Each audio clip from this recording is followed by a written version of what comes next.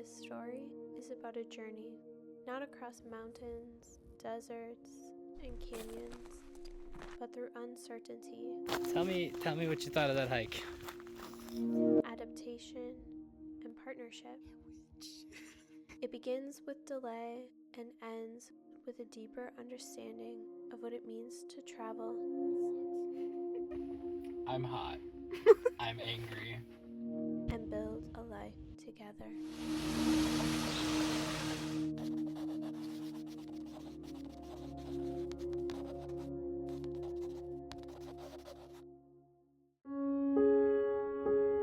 Every journey begins not with motion, but with patience. Ours begins with a 3-hour delay. We finally land in Colorado. We move away from the airport by train, leaving schedules behind and entering a slower rhythm. Waiting for us is a converted Sprinter van, our shelter, our transportation, our constant companion for the next 7 days. After a brief stop for food and family, we drive into the mountains. Night falls as we enter Rocky Mountain National Park. At Glacier Basin Campground, a deer stands across the road, and in the distance, elk bugle, their calls echoing through the trees. The land does not announce itself loudly, it simply allows us to enter. Morning arrives early in the high country. We begin along Bear Lake Road corridor, visiting Bear Lake, Nymph Lake, Dream Lake, and finally Emerald Lake. We arrive just in time, claiming one of the last parking spaces before the crowd appears. For a brief moment, the trail belongs to stillness. The lakes are calm, reflective, mirrors held up to the surrounding peaks.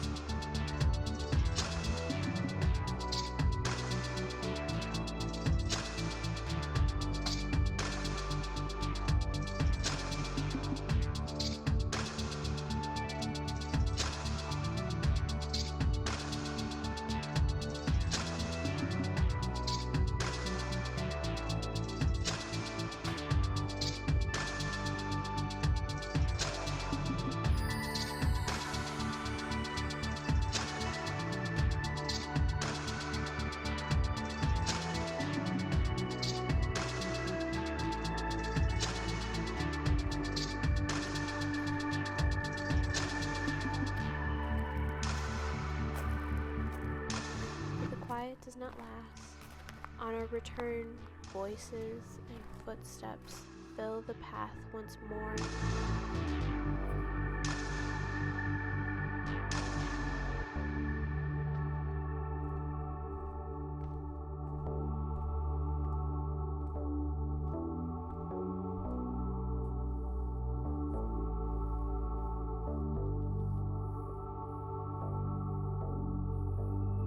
Later, we travel Trail Ridge Road, the highest continuous paved highway in North America, climbing above 12,000 feet into the alpine tundra.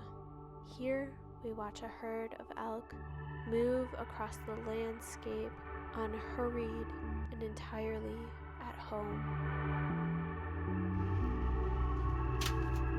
At the Alpine Visitor Center, we learn that this fragile tundra, the land above the trees, survives extreme conditions, yet can be damaged by a single careless step.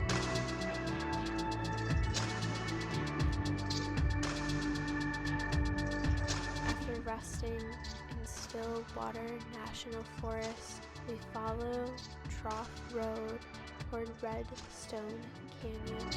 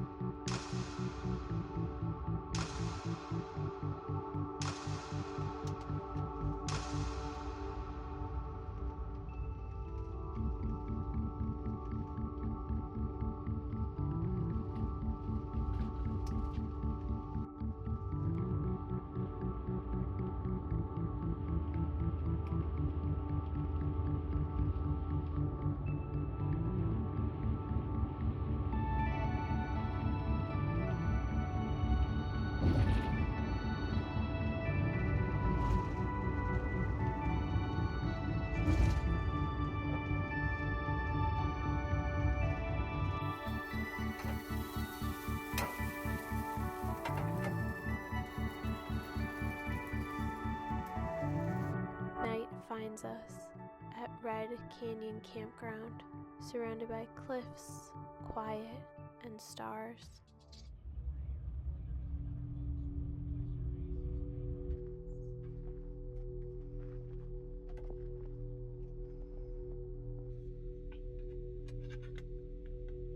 Breakfast was made inside the van.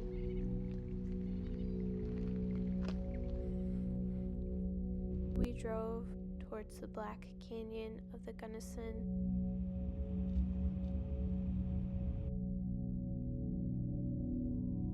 A landscape carved not gently but relentlessly by water and time.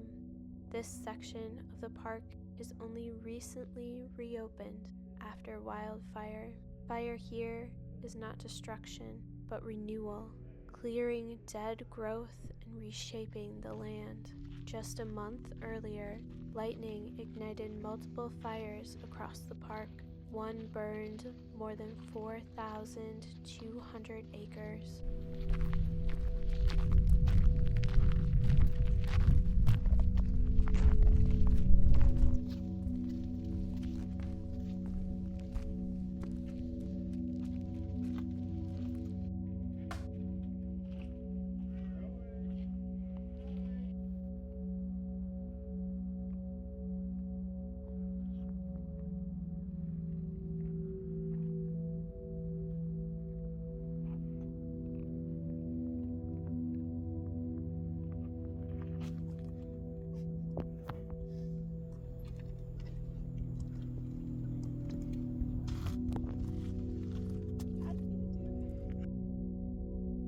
From Gunnison Point, we see the aftermath and something unexpected.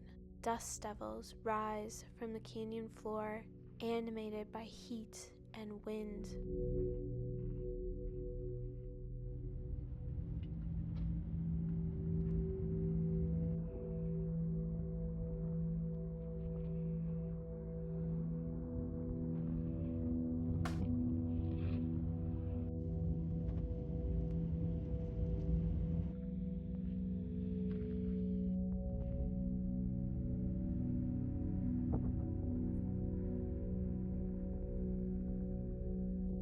But the canyon tests me.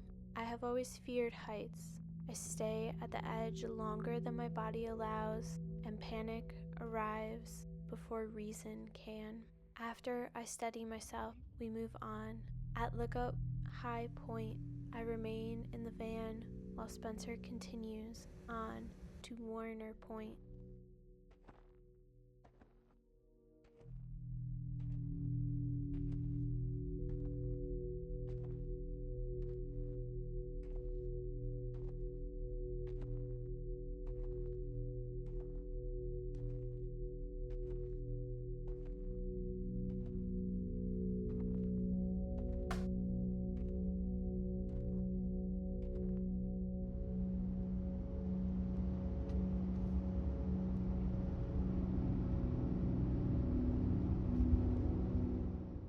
That night, we drive to Montrose and onward to Mesa Verde, where we take our first real shower of the trip. The morning brings quiet visitors. A mother deer and her fawn stand just beyond the van. We spend the day among the stone and history at Cliff Palace, the largest cliff dwelling in North America. The presence of ancestral Pueblo people feel close, not distant, but lived in.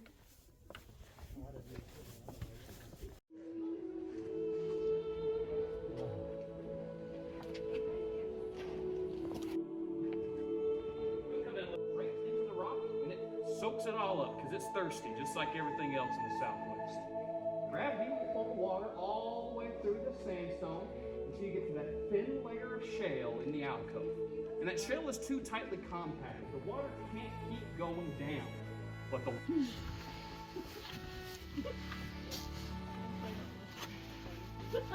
Oh, you're climbing like a gazelle. Way to go. And he's doing it one-handed. Show off.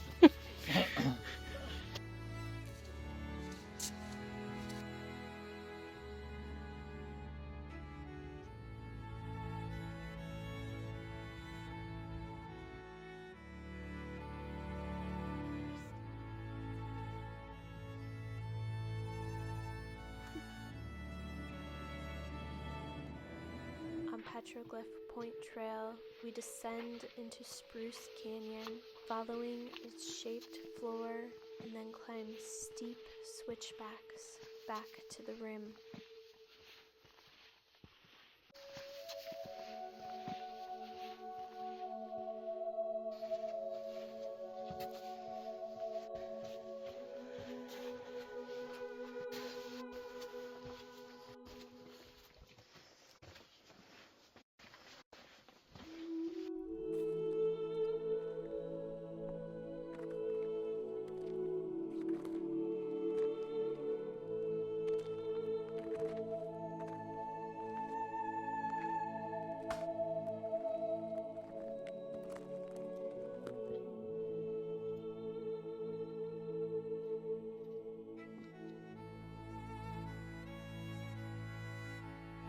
Carved into the rock are petroglyphs. Their meanings are layered, still understood by many tribal communities today.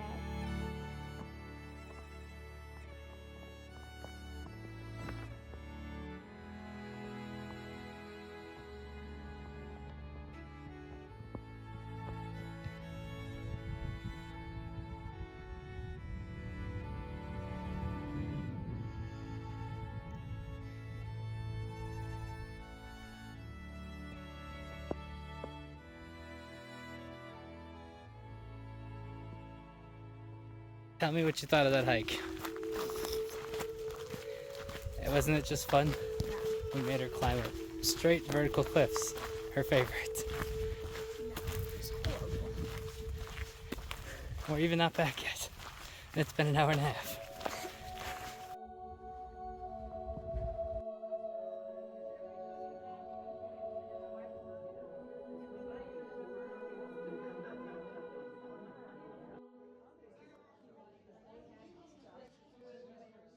That evening, we soak at Pagosa Springs. Fed by the mother spring, the deepest geothermal hot springs, steam rises, muscles loosen, time slows. Night arrives with rain and sleet and snow. As we sleep, a small leak forms in the van, quietly foreshadowing what comes next. In the morning, we drive to Great Sand Dunes National Park, where the tallest dunes in North America rise abundantly above the valley floor. Wind reshapes the landscape constantly.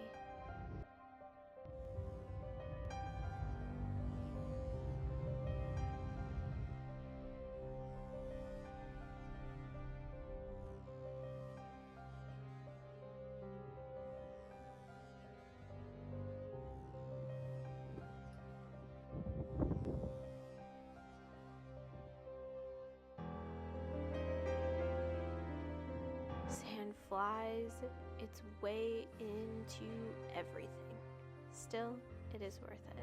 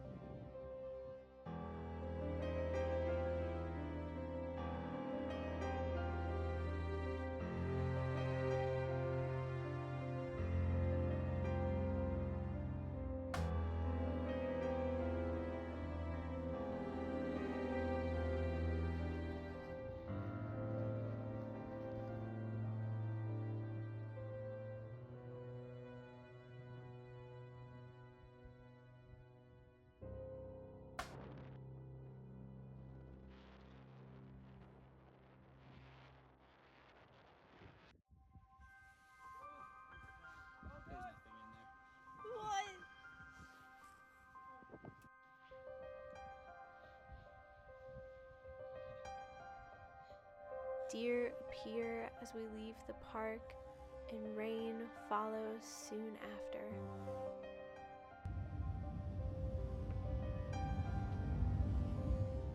A routine grocery stop becomes a turning point. The van breaks down in the middle of an intersection, and we push it to the side and begin making phone calls. Frustration builds as we wait, problem solving in real time until I'm hot. I'm angry. the tow truck arrives. The 2-hour drive back to Denver is filled with chatting to the driver. By nightfall, the van is gone. A rental car takes its place, and the honeymoon changes shape. Julie Andrews to come sauntering around the corner singing "The Hills Are Alive." Morning arrives indoors. Room service replaces camp breakfast, an unexpected luxury. There are donuts,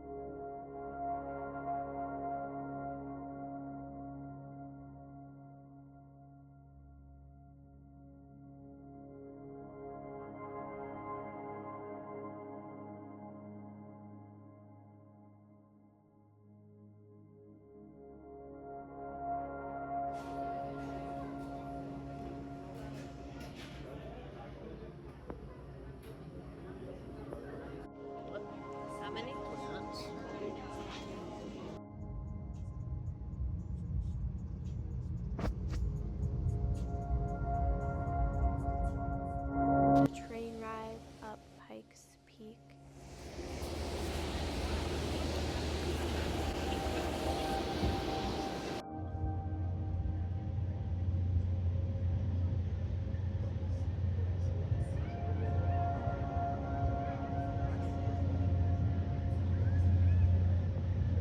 If you have a cell phone today, please set an alarm for 3:10. Please set an alarm for 3:10.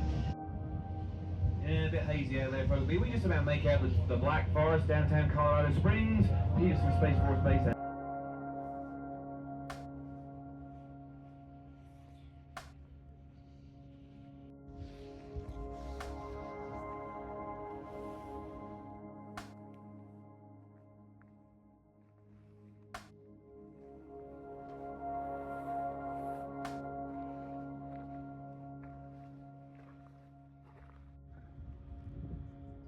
That night, we return to family, where we are reminded that shelter is not only found in places, but in people. Time slips by the next morning. We miss our flight. We rebook. We wait and are continually delayed. We rebook again.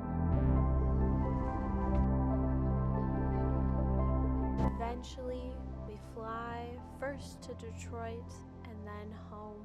Journey takes longer than expected, but somehow that feels appropriate. This honeymoon was not perfect. There were delays, storms, panic, breakdowns, both mechanically and emotionally, but there was also laughter, quiet mornings, wildlife sightings, warm water, shared snacks, and unexpected kindness, and above all, partnership. This was not simply a trip across landscapes. It was a chapter of a marriage, learning how to adapt and care for one another, and how to find beauty in uncertainty. In the end, that is the truest kind of adventure. And he's doing it one hand.